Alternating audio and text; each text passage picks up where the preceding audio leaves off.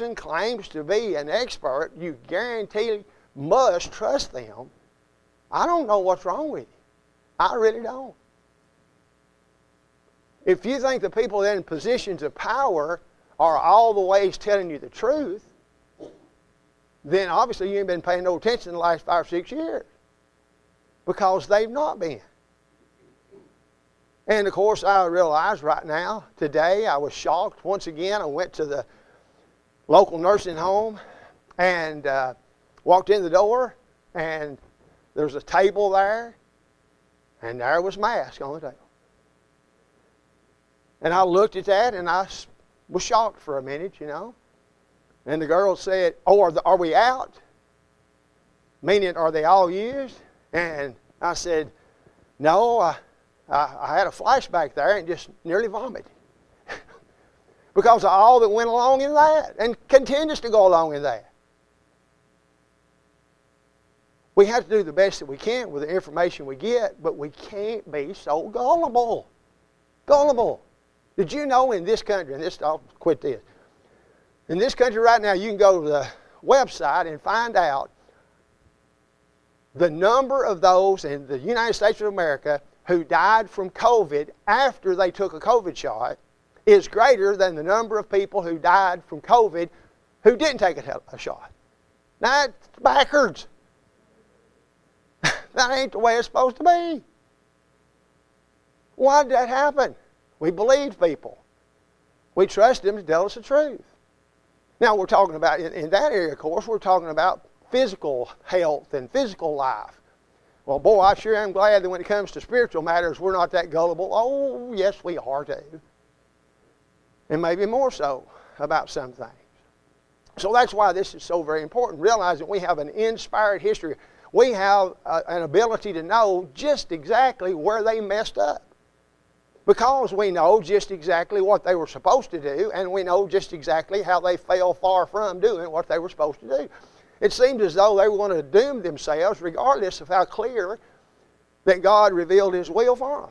They're going to fly in the face of it and do the opposite in spite, just like a 2 or 3 year old kid, you know. Don't you touch that cookie. You know, that's what God's people were. In some respects, they still are. So all of the warning, all of the instruction that God gave the children of Israel, telling them up front, if you do these things, or if you don't do these things, then rest assured, there's punishment on the horizon from foreign entities that you couldn't even imagine would punish you as a divine retribution for your violation of God's will. It'll happen. And of course, that's where we're going to be leading to in this particular study. Now, hopefully you read the introductory material that we included there, all the way up to where we're going to be actually looking at questions that directly relate to the division of the kingdom, and specifically, of course, when we've got the northern kingdom being ruled by Jeroboam and the southern kingdom by Rehoboam. And so everything else leads up to that. And as you noticed in our introductory material, you know, it's not as simple sometimes as saying, okay, we're going to study this historical segment of history, and then you go and say, okay, where is that chapter at that says Hebrew history number 3? Well, that's not in there. No, you'll spend many hours trying to find Hebrew history number 3. So, what we sought to do in our introductory material is show how that we're not going to be beginning at the first of a book and finishing at the end of a book, because there's overlapping histories, and because when it comes to the divided kingdom, it doesn't start at the first of a book, okay? So we're talking about the divided kingdom. Now, obviously, the circumstances we're going to talk about today that led to that will obviously have to go back and include some of the things that are in 1 Kings, the first 11 chapters. But primarily, we're talking about that third period of time in which the kingdom was divided, the reason why it was divided, and then ultimately the destruction of the northern kingdom at the hand of the Syrians and the southern kingdom at the hands of the Babylonians. And thus, ta-da, it's over for 400 years. And that period of time known as the time in which God revealed nothing more. Sometimes it's called the silent 400 years. Now, don't jump to the erroneous conclusion that that means that God wasn't speaking during that period of time. He was not adding anything to something he had already spoke. He's still speaking. I mean, even today, audibly, is God speaking? He's speaking to us, but there's no new revelation being provided for us. He's still saying the same thing to us today he did in the New Testament. 2,000 years, nothing's been added to it. This is a closed system. So we don't have to worry about, wake up tomorrow morning and there's a news flash. We found 3 New Testament books, and scholars are wanting to get their hands. It's not going to happen. Now, if it did perchance happen, because there are, without a doubt, inspired books that have been lost down through history, if it were to happen, then it would not contradict anything that we got, because that's the way truth is. Truth doesn't cross itself. If you got something that's crossing itself down the line, well, you got something that's true. Because truth always runs in parallel lines. It don't do that. And that's, of course, one way you can expose a false idea or a false doctrine, because it ends up hanging itself with its own self-invented rope, Like the agnostic says, well, I don't believe you can know anything. And say, well, how sure are you about that? And so I'm sure you can't know anything for sure. Now, wait a minute now. You're sure that I can't know anything for sure? Seems to me that you've violated your own principle there. Because you're claiming a knowledge that you've told me can't exist. So go back and punt, buddy. Or go back and read a little bit more. And so that's what we want to do in our limited amount of time today. And if you are in here, and this is the first time, then these are the things I've handed out. And we will have some more later on, but I believe this will keep you busy once you get in here and start to looking at the questions and all. I believe it will. Maybe not, but I believe it will. All right, I want to go to some of the introductory material and some of the places which I jotted down. And hopefully from the background that you read, while we know that one of the prevailing sins of Solomon that caused such a catastrophe had to do with marriage. As in, too many of them. Okay. If it was just plain old marriage, as God designed it, one man, one woman for a lifetime, then that'd be one thing. But that's obviously not what we got here. And so the problem that ended up resulting in foolish decisions being made by the son of Solomon, which ends up being our latter story here, it's more than just the multiplying of these marriages. And of course, what was one of the reasons, hopefully you read, was one of the reasons why Solomon was doing this anyhow? Why was he getting all these wives? Politically advantageous to be married to the daughter of one of the surrounding kings.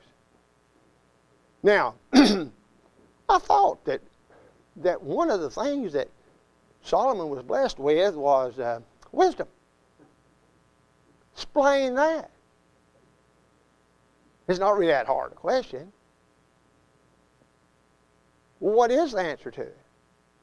How do you explain someone who supposedly possesses all this wisdom, and then he ain't got no more sense than to do what an old fella that lives in the holler in Dunlap, Tennessee knows better than to do?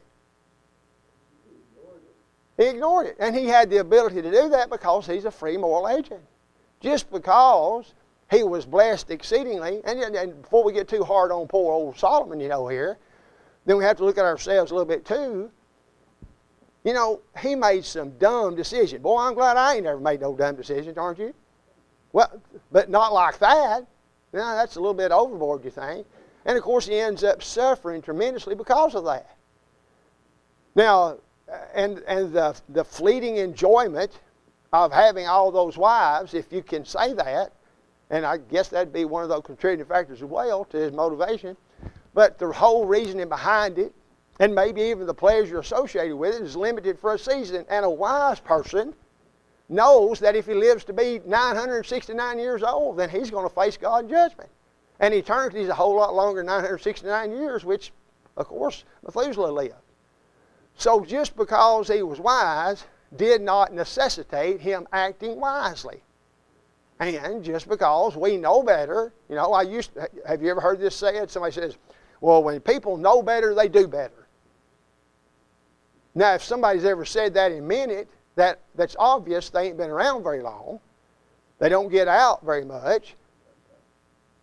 Because the vast majority of the time, people do bad when they know they're doing bad. It's not sneaking up on them, you know.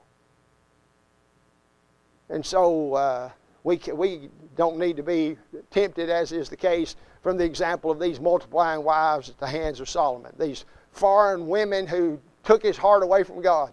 And so you look at a picture of what's going on at this period of time, in this last few years, 12, 15 years of Solomon's reign, then you've got an overdevelopment of heathen idol worshiping right there on the grounds nearly of the temple around Jerusalem.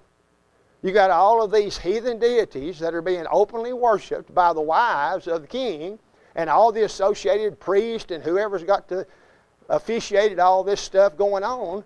And that's going on while Solomon's on the throne as a man who's blessed with wisdom.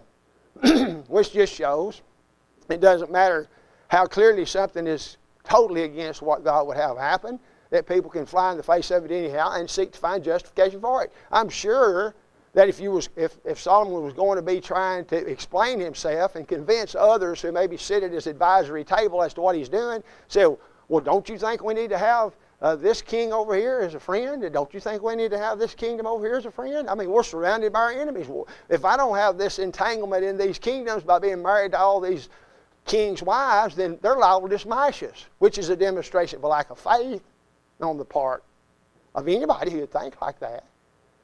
You mean we got to have these decrees made and these confederacies based upon being married to these heathens?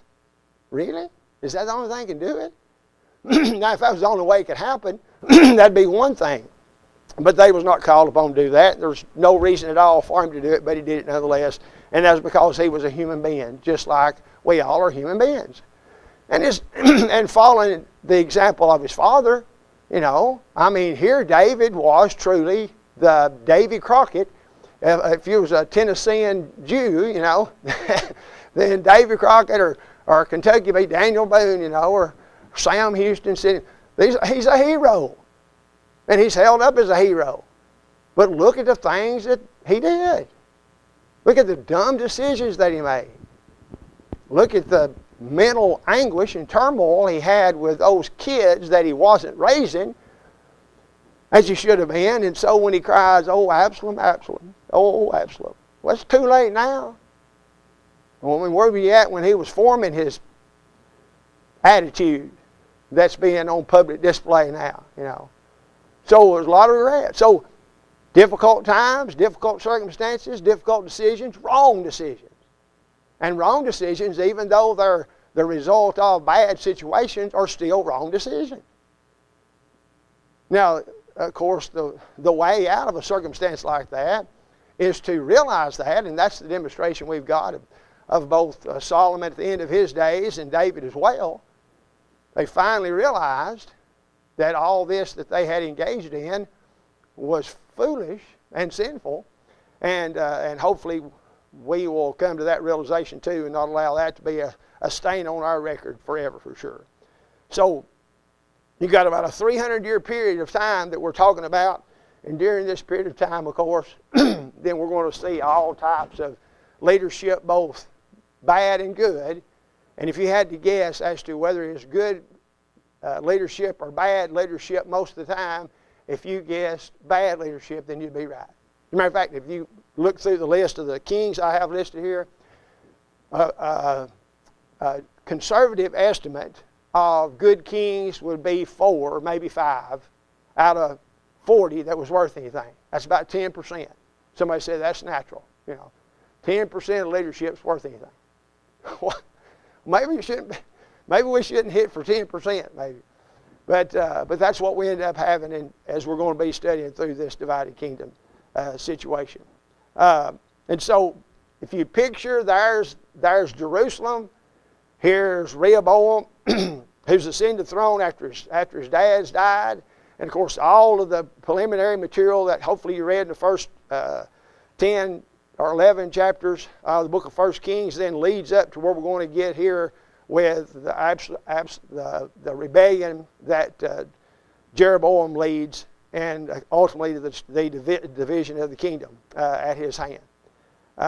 Anybody got any question? A question on anything about requirements? I said questions answered. That means that the questions that we have in the back of this material, those answered, and then we'll have a final test that's easy as all get out. If nobody's ever taken one of those tests, then I promise you it's not that hard. And that will suffice on that. Any questions you got?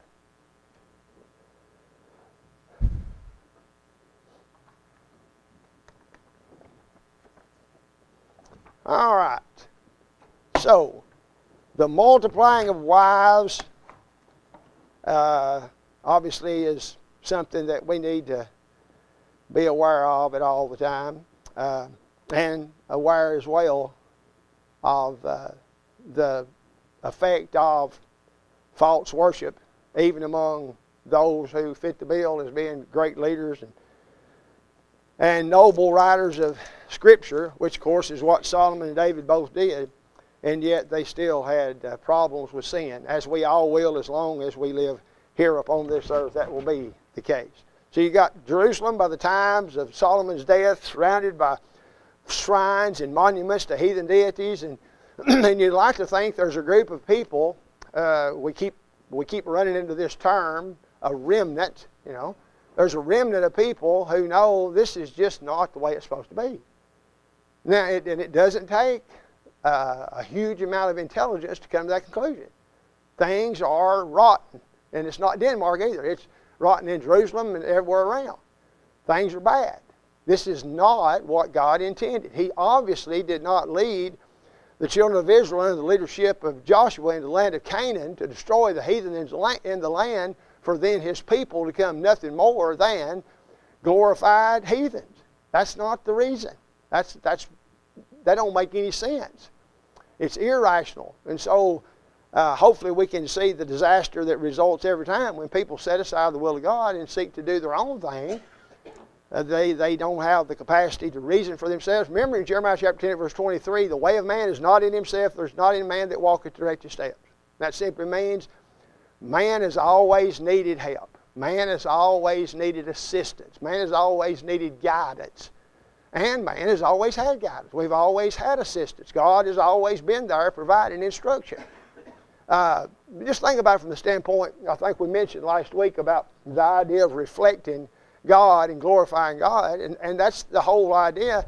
When we read there in the beginning, in Genesis chapter 1, verse 26 and 27, that God created man in His own image after His own likeness. What is it about the likeness of God, the image of God, that Moses is writing about there? How is it that we are like God? In what respect? Maybe we're not. Well, it's high time to find out. We'll do it tonight. How is it that we are made, created in the image of God, male and female, created in the image of God? What does that mean? We have an eternal spirit, obviously, and associated with that, obviously, as the only of God's creation that does, we have the power to choose. We have intelligence, moral oughtness, that ought to be a part of our very being because we're made in the image of God. And the idea there of image is the idea of reflection. Okay? So man was created to reflect God. So how does God look to my neighbor if he's looking at God through me? You know, if man is created to reflect God in His glory, in His holiness, I mean, if you don't go any further right there, just think about that. If man's created to reflect the grandeur, the beauty, the justice, the righteousness, the holiness of God, then those are the type of people I want to spend eternity with, wouldn't you? What about that other crew? I don't want to get as far away as them. I can't. See? So there again, the motivation to mirror who God is in our lives. And of course, probably Galatians chapter 2, verse 20 in the New Testament exemplifies that concept when Paul says, I am crucified with Christ, nevertheless I live. Well, okay, you stop right there. Wait a minute, Paul. Is this double speak? You know, well, what are you talking about? I am crucified, nevertheless I live. Somebody says, make up your mind. Well, he's explaining himself here, folks. I am crucified with Christ, but I'm living. But I'm not living like I'm living. I'm living as Christ is living by and through me. And that was what the children of Israel were supposed to be. And that would be real attractive to a bunch of heathens who think that their God is one that is happy when little babies are destroyed from their mother's womb and people's hearts are ripped out while they're still beaten and their heads are cut off. Oh, this happens. Happens in the world. You know, so, man, I tell you, if I got a choice between that and these people who are attempting to serve a holy, holy, holy, I believe I'd rather spend my time with them. It should be that obvious, and really it is. It really is that obvious. At least it should be, as to who we are committed to, whose will we're following. And then, of course, that's exactly what you'd naturally expect, both from the emphasis that was placed by the heathens in the land of Canaan, and thus the need to, because you think about the heathens that lived in the land of Canaan, what did God refer to the land of Canaan as being? A land flowing with what? Milk and honey. I mean, here was a prosperous, fertile piece of ground. And you know why the heathen said it was like that? It's because their God was blessing them with such a fertile ground. Now that you have to admit they got fertile ground. I mean, God said they got fertile ground. But was it because that these heathen deities that they're offering their children as burnt sacrifices to? Is that because their God's pleased and looking upon them with favor? Well, of course not. It's just coincidental that at that point in time they got fertile fields. But the fertile fields was available for the good and the bad, just like today. You know, the rain falls on the just and the unjust, and so not a preferential treatment given because here's somebody who's a special favor before God. If there's a special favor before God, as was the case with the children of Israel, then that simply means more is expected out of them because they've been blessed more. That's what always boils it back down to just and fair. If I am the 5-talent man, it's not going to be good enough for me to be producing 2 talents. And if I am the 2-talent man and I don't produce but 1 talent, then I'm not doing what I ought to be doing. Now, does that mean that the 5-talent man is more important than the 2-talent man? Of course not. Just like the human body. Which part of the human body is more important than the others? Well, obviously it's your tongue, because that's where you taste ice cream. Well, no, every part of the body is important. It's essential to the whole body for every part to do its part. And the same thing holds true in the family of God, whether it be the Old Testament or whether it be the New Testament, have reference to us as well. So all of these high places, all these places of worship, all of these monuments that were erected during this period of time to appease the wives of Solomon, what's sad is that they don't get gone good until Josiah comes along. But that's later on. Okay? I mean, you got kings who are in a position where they could do the work, you know. You just think how bad things have to be if in, number one, when Josiah comes on the scene and he finds the book of the law of God hidden with cobwebs on it, evidently, in the very temple that they're supposed to be worshiping in. And at the same time, the temple court is filled with homosexual prostitute tents. Things is rotten, not in Denmark, in Jerusalem once again, you know. This looks pretty obvious to me. And I dare say it looked pretty obvious to a whole lot of people in that day. But sadly, they didn't have enough gumption to them to stand up as a united front and put an end to it. And then that's something else that, you know, you think about, you know. Especially when you think about the historical background for God's divine instruction for the children of Israel and how we know that as God designed it, His will for them could not be any better. It's perfect. It never was God's intention that that law be for all mankind. But as God intended the law of Moses fulfilled just exactly what He designed it to fulfill in them. Now, sadly, the Constitution of the United States of America, we can't say that about that. You know, good document, absolutely. And our participation in the promotion of that document as well is something that we have to think about. I mean, I'll just give you an example. Today I got a letter in which they're trying to come up with red flag laws and taking guns away from law-abiding citizens in the state of Tennessee. And somebody says, well, Freddie, you're a Christian, it ain't got anything to do with you. I beg to differ, because I'm a part of the society that is either going to frown upon self-defense or promote it. Is there a biblical principle to hold on that?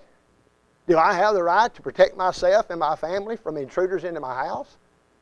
I'm too old to use jiu-jitsu, that's for sure. I used to get them at a step-over toe hold and an abdominal stretch and then do a pile driver and maybe put the sleeper hold on them and take, not anymore. You know, if I don't have some way to even up that matter, or does God just want me to go ahead and get killed? And maybe my wife and my kids be raped and killed before my very... I don't think so. Not going to do it. So that is something that matters. And since we already established that people in higher positions can lie through their teeth and expect you and even demand that you accept it to the point where you're going to be penalized if you don't supposedly agree that a man can't become a man, a woman can't become a woman, a man can't become a woman, and a woman can't become a man? Really? Is it that difficult to get at the truth of this matter? And that babies ought not be killed in their mother's womb? That the Bible describes life in the womb the same way it describes life outside the womb as a brephos? And that little old, before he was born, John the Baptist is in the same position as was the next chapter, Christ, as he lays in the manger, brephos. In or out of the womb. Both of them's brephos. Human life. Sacred. Not because I said so, because the Bible I did. So these are matters that do matter. And because we do live in the world, then we have to at least attempt to exert our reflection of God business even in decisions like that. Or else we just throw up our hands and say, well, just let it happen what happens. When who would, you know, you've heard the story, and I've had to apply this principle on my trying to get rid of lower back pain for 20 years now, you know. And it's based on the old story, and I think it was during Katrina, and it may have been before then, but I remember the first time that I was reminded of something I heard many years ago about. Here was an individual down when Katrina was making land in New Orleans and all that, you know, and they tried to talk this old fellow to leave. He said, I'm not leaving, I've lived through, and he named all these hurricanes come through there, and he's never left yet. And so they said, okay, this may be the last time. Well, he's finally up on top of his house, you know, and here comes a motorboat by. It says, hey, buddy, you want to get in here, the water's going to get... He said, I'm depending on the Lord. I've stayed here for all these years. The Lord's took care of me fine, you know. And then, of course, he's finally standing on the top of his smokestack off of his house and just barely having to balance on there. And then here comes a helicopter. Helicopter says, this is it. This will be your last chance. He says, I'm going to just depend on the Lord. He drowned. And as the story goes, of course, makes his way to the Lord and said, Lord, I prayed and prayed and prayed, and you let me drown. He said, well, I sent the Coast Guard there, sent the Red Cross, sent a boat, I sent a helicopter, and you didn't take advantage of them. See, it was provided all the time a way to escape, but he didn't do it, you know. So, and I've thought about that principle as it relates to our involvement in the world in which we live. How much involvement do we have? How much is just the right amount? You know, when are our judgment calls truly justified? Because they are judgment calls. And of course, if they are judgment calls, then that means they're matters of judgment. And we do the best we can with what we got. But we don't need to be so gullible. And without a doubt, gullibility contributes to the delinquency of many a minor and many an older person too, sadly. So in the midst of all that turmoil that is so obvious even with the naked eye, and then on top of that, all the information that we've got leading up to this 12th chapter, is it any wonder that there wasn't a split in these peoples? They just simply could not live as one people. without there being divine intervention. And there wasn't divine intervention. So they were let to their own devices. They were allowed to choose their own way, and this is what happens. It's sort of be sort of telling when you get to the point where you've got people like Jeremiah saying, now, don't fight. Don't try to escape. Go into captivity peacefully. And then here's the patriotic ones that stand on the top of the wall and says, traitor, kill him, traitor. Now, why did he say that for? Why did he say, don't fight and just go into captivity freely? Because that's what God told him to do. Because you see, at that point in time, and here's another thing I've thought about, maybe you have too, I'd rather be a free slave than an unfree, you know. Well, here's a clear way to not have to worry about that anymore. Just start fighting and you're going to be killed. Or you can stay alive and be in captivity. And then maybe some of the things you learn in this renewed state of understanding, once you're having to sit and think about what has caused this to come your way, then maybe it'll benefit you, but also other people that you can communicate with. And we have the record of that whole thing right here.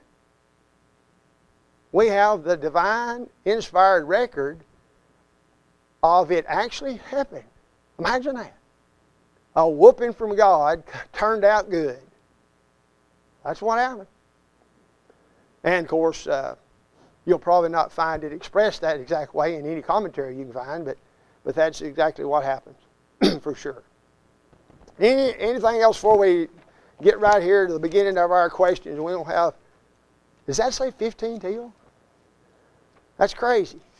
All right. On this first page of questions, and notice the questions are always going to be in alphabetical order. In other words, they're going to be letters instead of numbers. And so having a good grasp of these first 3 chapters, of course, is going to go a long way. Being able to understand how God's dealing with these people and bringing them along this whole time. And from time to time, we have to be reminded, too, that these people, in many respects, are comparable to us, too, in the sense that not everybody there is at the same level of spiritual maturity. And you're not ever going to be in an audience in which everybody is at the exact same level of spiritual maturity. Now that can be limiting in what you can accomplish. And we know that to be the case from examples like Paul in 1 Corinthians chapter 3. Paul says, there's a lot of stuff I'd sure like to tell you, but I can't because you're carnal, you're yet babes in Christ. And the phrase there, babes in Christ, he's not patting them on the back and encouraging them with those terms either. No. He's saying they're still acting like they are spiritual infants. That's what they are. They are on their spiritual pacifiers, wearing their spiritual diapers, and he can't really go into any depth or explain what he wants to explain here because they're still acting like unconverted people. Imagine that. Trying to reason with people who are reasoning with the world and reasoning like the world. Well, they didn't go out of existence with that group of people, did Larry? People still reason like the world, And of course, in the midst of that whole discussion, in 1 Corinthians chapter 3, he says here's backbiting and jealousy and envy. That's the way the world is. Boy, I am certainly glad that ain't the way the church is. Aren't you? Oh, you mean it is sometimes? Well, sure it is. So when we let our like the world mentality come out, it's sort of like you read when the worldly mentality came out in the first century. It almost mirrors that. Imagine that. We're talking about mirroring Christ. Well, here mirroring splitting the congregation by having those same type of qualities that could very well have split the congregation at Corinth. And is a lack of spiritual focus. And when you say a lack of spiritual focus, so many times when you even mention spiritual matters, you go straight to emotionalism in people's thinking, which makes no sense. As a matter of fact, it's the very opposite. You need to leave it up to man. When man defines something, he will define it the very opposite of the way it actually is, Of course, we're not the first generation to experience that. In Isaiah chapter 5, verse 20, woe to them to call evil good and good evil, who put sweet for bitter and bitter for sweet. You know, people that will say up for down and down for up and east from west and west for... Any way you can mess it up, they'll do it. And so it don't surprise us that that's the type of things that people have always had to deal with.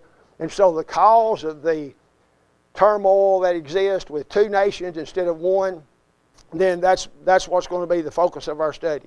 Now these four questions, if you've got a good handle of these four questions, then we'll be ready to sprint into the rest of the text beginning, Lord willing, next Monday. What it was that actually caused the division, and if you're still questioning that, then I'd suggest go back and reread the information preceding it. And then if you still ain't got it, then read the first 11 chapters and you'll see that clearly. And then as it relates to who you ask for advice, you know, you can always, let me tell you this, that's not out of this text, but it's the principle. You can always find somebody that will agree with what you say. It don't matter what it is. Sometimes you might have to go out of county, you know, but you can always find somebody that will agree with you. But that's not what we should be concerned with, is getting people to agree with us. We should be concerned with agreeing with what God has said and getting other people to agree with what God said. That's the whole thing. And that would have alleviated much of the turmoil that they're facing through these next few years, where the northern kingdom ends up being an example for the southern kingdom not to follow their example, but yet they do nonetheless. Anything else? All righty. And the explanation on the bread is, let everybody get one loaf before you get the second one. I know that sounds fair, and that's exactly what it is. And I should have put it in smaller loaves so it'd go further, but if I was on the receiving end, I can wait a couple of weeks to get a big loaf of bread. Thank y'all so much.